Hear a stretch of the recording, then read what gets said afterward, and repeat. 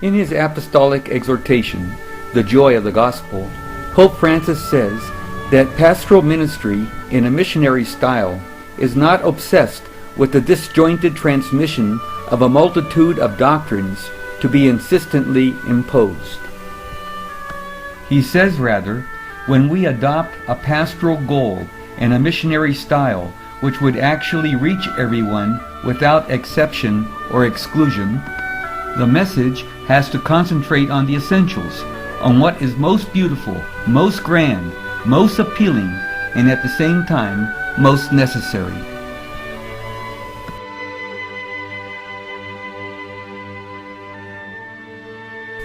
A missionary operates within the limits of language and circumstances. Aware of these limits, a missionary heart never closes itself off, never retreats into its own security, never opts for rigidity and defensiveness.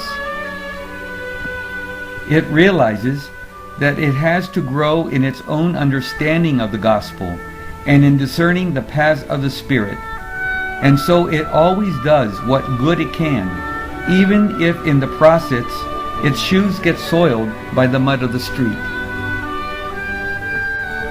Everyone can share in some way in the life of the church.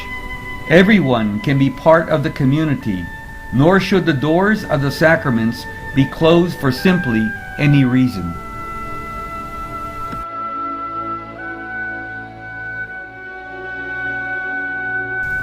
The church has to go forth to everyone without exception. But to whom should she go first? When we read the gospel, we find a clear indication. Above all, the church and her ministers must go to the poor and sick, the despised and overlooked. There can be no room for doubt or for explanations which weaken so clear a message. Today and always, the poor are the privileged recipients of the gospel. We have to state, without mincing words, that there is an inseparable bond between our faith and the poor. May we never abandon them.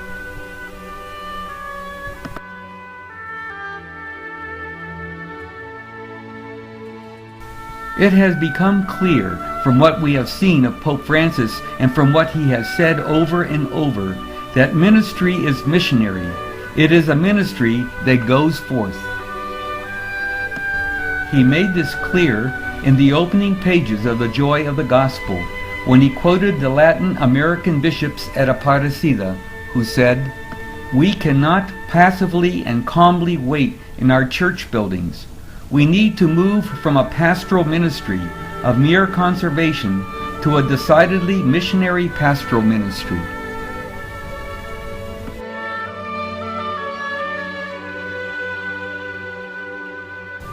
The intensity of Pope Francis's feelings about ministry can be felt when he exclaims, "I am a mission on this earth. That is the reason why I am here in this world." We have to regard ourselves as sealed, even branded, by this mission of bringing light, blessing, enlivening, raising up, healing, and freeing. We have to realize that every person is worthy of our giving.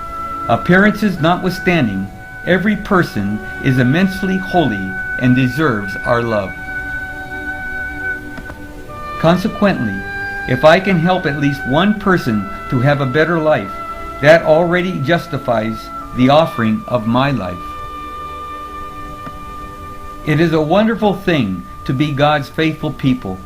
We achieve fulfillment when we break down walls and our heart is filled with faces and names.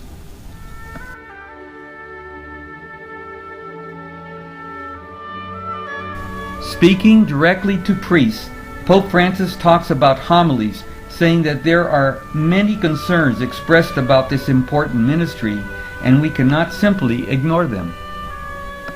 The homily is the touchstone for judging a pastor's closeness and ability to communicate to his people. We know that the faithful attach great importance to it, and that both they and their ordained ministers suffer because of homilies. The laity from having to listen to them and the clergy from having to preach them. Pope Francis offers very meticulous instructions about homilies, saying, "It cannot be a form of entertainment like those presented by the media. Yet it does need to give life and meaning to the celebration. It should be brief and avoid taking on the semblance of a speech or a lecture."